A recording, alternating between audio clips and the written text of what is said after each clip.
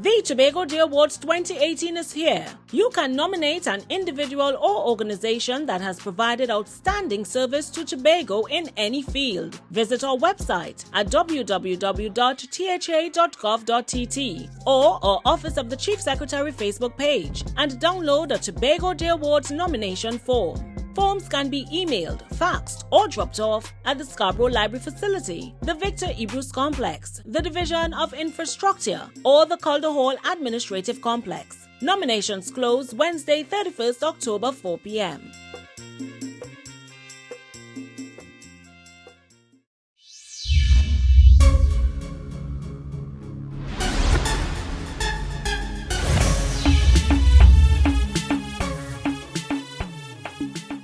Welcome to another episode of the Tobago House of Assembly's Post-Executive Council Media Briefing. This week, the Secretary of Food Production, Forestry and Fisheries, Hayden Spencer, addresses the media. I will take this opportunity to sympathize with all the citizens of both Trinidad and Tobago who were adversely affected by the inclement weather. And I also pray for the speedily recovery. I'm also aware that farmers have been hard hit throughout Trinidad and Tobago.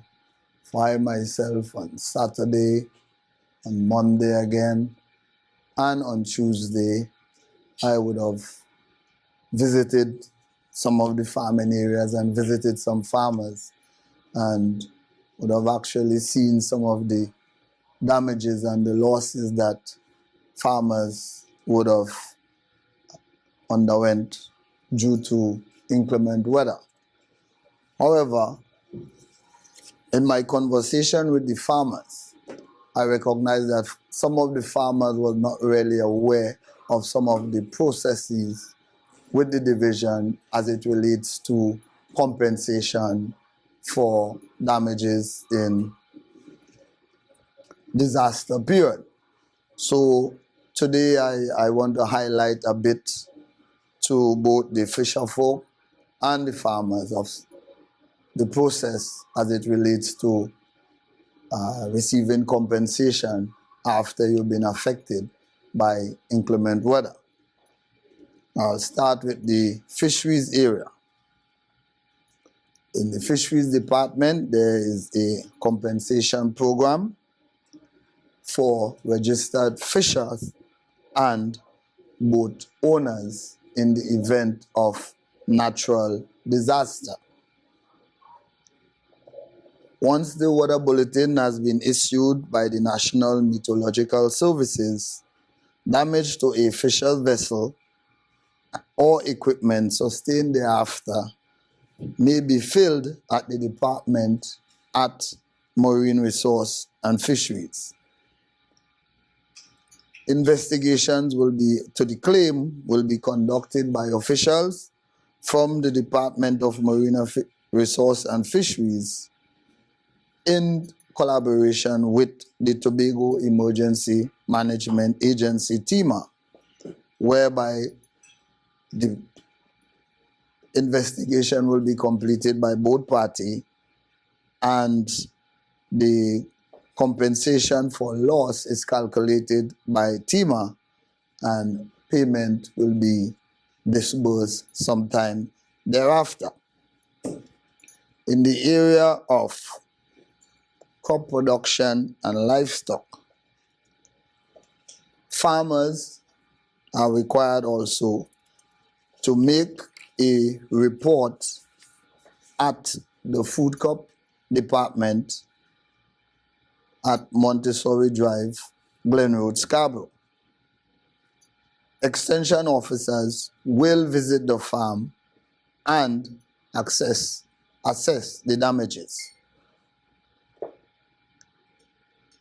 The extension officers who are responsible for doing constant monitoring will conduct the preliminary assessment of the affected areas. This assessment will determine the acreage destroyed, the type of crop, the number of plants, the livestock, at what stage were they at, the possibility of recovery, vulnerability of the remainder of the planted area. When this assessment is conducted, there must be evidence of the loss of crops so that the claims can be valid and be processed based on that entire valuation procedure. The compensation is then calculated and disbursed thereafter. So that is to indicate to the farmers of Tobago and the fisher folk that yes, there are compensation packages for losses in time of disaster. I want to also highlight our World Food Day activity at this time. We celebrate 1 month of World Food Day in October. And as you are aware, we would have started in the month of October, joining the rest of the world in celebrating World Food Day. It is the Tobago House of Assembly decision not only just to celebrate the 16th of October as World Food Day, but to carry out activities for the entire month of October in our drive to increase food production on the island and to also transform the agriculture sector into a viable economic sector. The theme for this year World Food Day is "Our actions are our future. A zero hunger world by 2030 is possible." So the division would have started activities such as, we would have carried out activities such as a school poster and art competition, open days at the Louisdor Demonstration Station, Gosgo Demonstration Center and Training Center, and Louisdor Nurseries.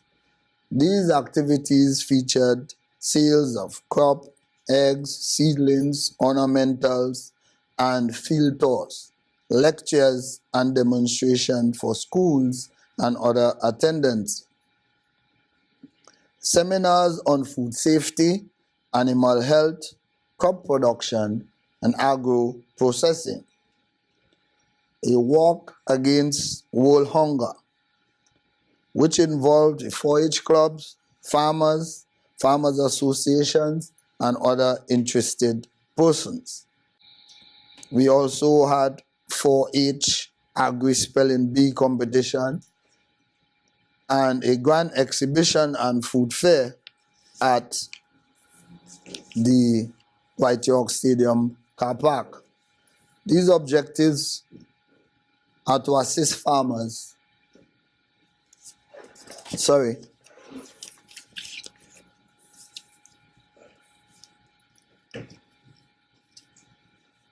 Still to come for the remainder of the month, on the 25th of October, we have the 4-H Spelling Bee competition at the Blemin Sheep Multiplication Conference Room from 9 a.m. to 2 p.m. On October the 30th, we have a seminar on agro-processing fermented foods at the same Blemin Sheep and Multiplication Unit Conference Room from 9 a.m.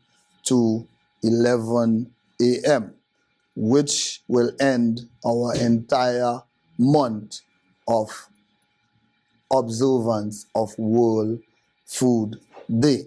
Coming out of the weekend's floods, fishermen in Palativia would have indicated that they would have lost boats.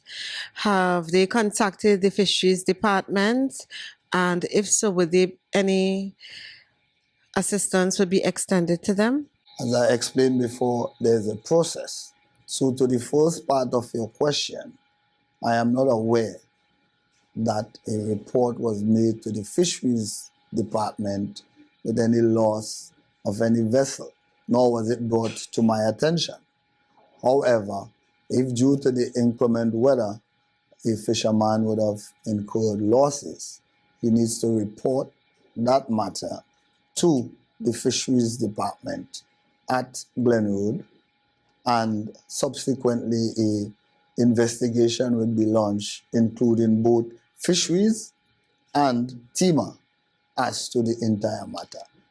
At the conclusion of that investigation, it will be determined what type of compensation would be paid. They have indicated that they have gone through these things before, incidents occurring, but people come, do the investigation, and they will never hear anything again. So, how long does this process actually take? I would have seen in the past, back in 2014, I would have seen fisher folks being compensated within 4 months. So I'm not aware of this. So basically, it's an investigation. And then based on the nature of the investigation, it will determine the time frame in which it will be completed and processed. So I think there will be different challenges in each circumstances. Many of the food items, provision, that kind of thing usually comes from Trinidad. What message would you like to send to the Tobago population? Because you're hearing all the advisories about eating vegetables and fruits after the floods. We all know that many of the items being purchased in Tobago usually comes through the ferries coming to Tobago. What message would you like to send to Tobagonians to safeguard themselves? Tobagonians to safeguard themselves could be formulated into two matters, into two areas. One, that your local farmers in Tobago, this is an opportunity to support your local farmers. So ensure that the food that you eat, you purchase it from a farmer that it is grown in Tobago. So that will be the first advice. Now, the second advice will be, that is the one that I've been forever saying since I actually became Secretary of Food Production, Forestry and Fisheries, that we need more Tobagonians, young people especially, involved in food production at some stage. Right? So hence the reason we have all these initiatives, the Eat Local Month, the Home Gardening Initiative, is to encourage Tobagonians to get back into the farm. Hence we run the promotion, Eat What You Grow, Grow What You Eat, Grow Tobago. All these are in that direction. So this, as a matter of fact, is just a little wake-up call to us, that in the event of a disaster, we should be able to sustain ourselves where food is concerned. So that's my message to Tobago. I've been tracking the impact of the heavy rains and the storm on the Trinidad end.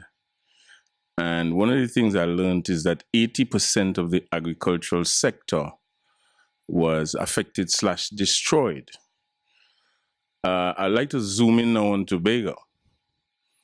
Do you have any information to share with regard to how the general weather conditions impacted on the agricultural sector across the island, apart from the fisheries issue?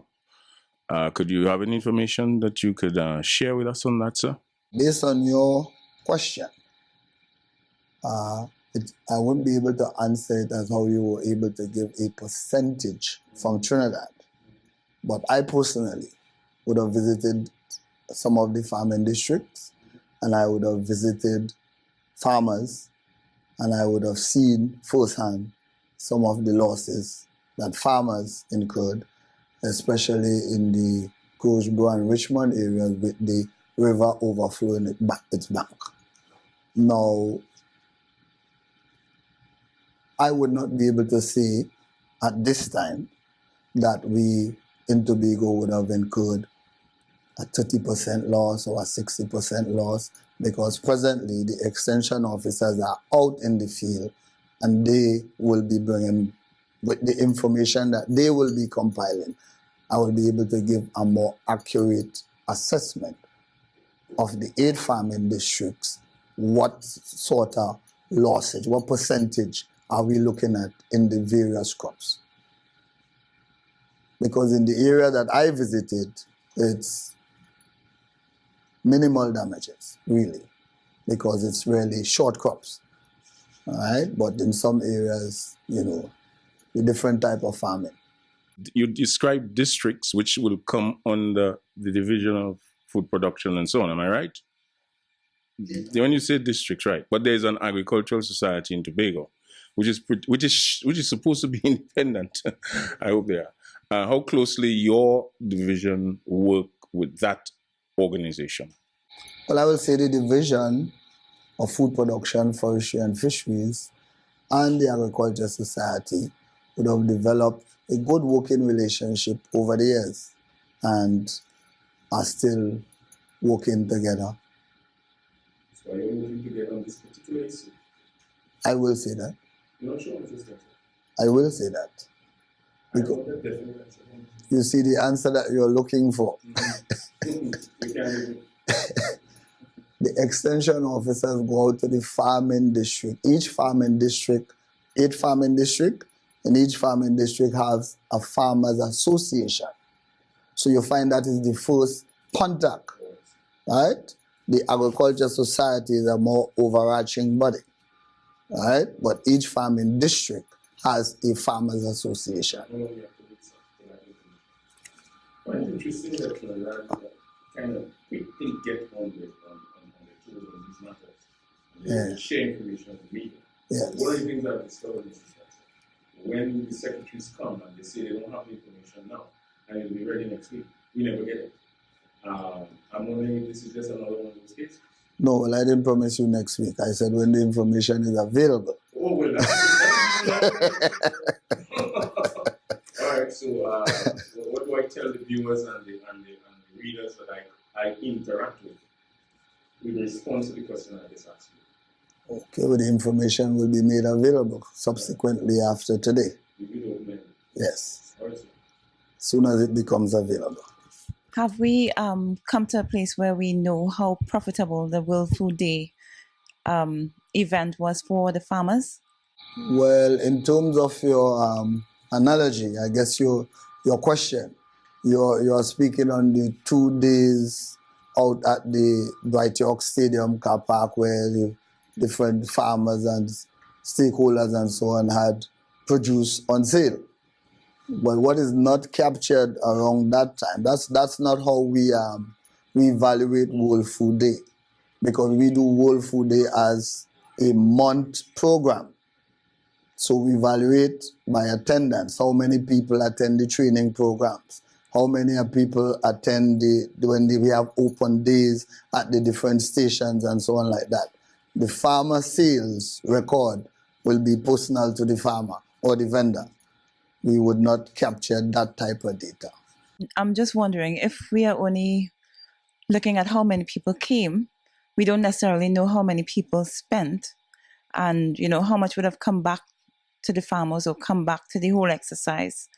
So how do you calculate how profitable it would be, or how profitable is it to have World Food Day? Because you want to know that you're getting some sort of return on the investment. I know the teacher would spend some sort of money to have the exercise, but it's just a case of knowing how profitable is the event.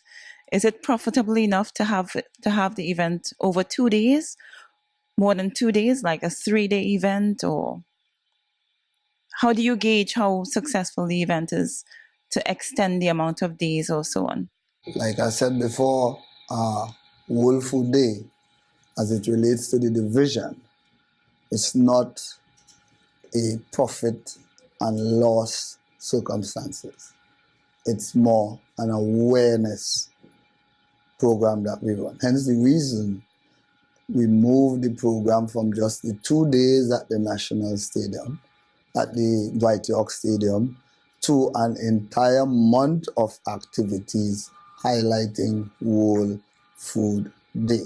The reason why we did that for Tobago specifically is because we are highlighting eat local. We are trying to encourage farming on the island. We are trying to encourage more and more homeowners getting involved in agricultural production and food production. So, as it relates to the profitability, I think maybe that is a question. Well, based on my moving around on the 2 days out there, basically, some farmers tell you point blank, they got everything they came with sold on the first day, and they bought back another set on the second day, and it was sold out again. But that is not numbers. That's just a conversation, right? But that is not what the division is looking for. What we are looking for is the awareness, bringing about that awareness that, listen, we as Tobagonians, we need to step up food production on the island. So we extend that program to an entire month where we are offering training, we are offering field visit, we are offering demonstration at our stations and so on, so that we can bring about the awareness instead of just the buyer-seller activity. It's very successful because it's an entire month of activities and they were well attended. The farmers are the one who actually, and the vendors are the one who benefit from sales, right? We are facilitators, so we facilitate the program, we bring about the awareness, we are making it happen. So the Tobago, that's the expenditure is on the Tobago House of Assembly. Okay, so you've budgeted in the Tobago allocation situation that this amount is going to be spent towards the farmers and World Food Day. So it doesn't really count whether it's a loss or a profit? No, it doesn't really. We can't count it as profit and loss. Your statement that is successful on one, because I want to ask, how do you know what percentage of this stuff that was actually sold came from Tobago? Traditionally, even last year, you had a situation where a lot of this stuff, more than 50% of the stuff was identified as coming from small islands, was identified as coming from Trinidad. Do you all do any data in terms of, who farmer does what, if they're buying it from elsewhere, if they're producing it in Tobago? On what are you basing your statement that it was successful? Last year, we would have downscaled. The concept was just about buying and selling. So in other words, a person wanted to participate in the World Food 2-day activities at the stadium. They went and register and they get their produce from anywhere. But that's not the case this time. This time we are promoting Tobago and we are promoting Tobago produce. So we had our extension officers involved from the word go. So when you register to participate in World Food Day, before you even register, you must be able to show your holding, where your crop is coming from, right? So that minimizes the whole chances of food being bought in Trinidad and sold at our World Food Day exhibition, right? We try to make the exhibition as a Tobago exhibition. So that's why we incorporated all the agricultural stations also. That's why we incorporated the training program also. So one doesn't just come and participate in the actual 2 days and just purchase to sell. You have to actually participate in the programs that we offer, training and so on. Now, if you have a plan as the man responsible for agriculture to increase production and to bring a greater awareness, you must have some idea in your mind as to what you want agriculture to contribute to the GDP of Tobago. I would really like to hear from you a language like that, because it seems like a kind of hit and miss kind of system the Assembly uses in Tobago. That doesn't take us anywhere. So with all these ideas you've just outlined, what is the strategic plan, short, medium, and long term, for agriculture in Tobago that will allow agriculture to meaningfully contribute to the GDP of the, let's focus on Tobago exclusively for now. The division would have had a strategic plan which runs from 2015 to 2020. Okay? So all that we are doing is part of the strategic plan. Now, I don't know if you're aware that farming is a private sector initiative. It is not something that you can go and force a person into farming. Hence the reason all these activities to bring about the awareness, to highlight to the young people that farming can be a viable business. So you need them to get involved. We can't reach to the level of GDP when we have an aging farming communities all over Tobago. When you go into the farming district, most farmers are men in their 60s and 70s who are aged people. So to get the type of farming that you need in Tobago, you need involvement. You need the involvement of the younger folks. So hence the reason we are offering the training, we are highlighting we are doing the highlighting to get people involved. And only when we get people involved, we could arrive at that point that we can say, yes, in the area of, let's say, cassava, yes, Tobago is consuming X amount of cassava and X amount are actually being grown in Tobago. But we need the farmers first to get to that. This is Mr. Reduce a 5-year strategic plan doesn't sound realistic, given the challenges you identified in the agricultural sector. And I don't know if you're aware, but when the tourism sector in Tobago needed a boost, incentives were given. I don't know if you recall the era before when the NAR took office and they wanted life to be injected in the tourism sector in Tobago. I don't know if you're aware of the incentives that. No, I'm not. Yes. So if part of the strategic plan doesn't include incentive, because I appreciate it's a factor that you raised, and if we see that some of that project is concerned, a 5-year strategic plan is just a dropping point. I expect you to tell me, okay, 5 years is the short term, and maybe 10. I don't know how long you might be around for, even your party or even the assembly. But I expect you to be using a language like, okay, 5 is the short, 10 is the medium, and 15 or 20 is the long, because that is the kind of strategy that's there.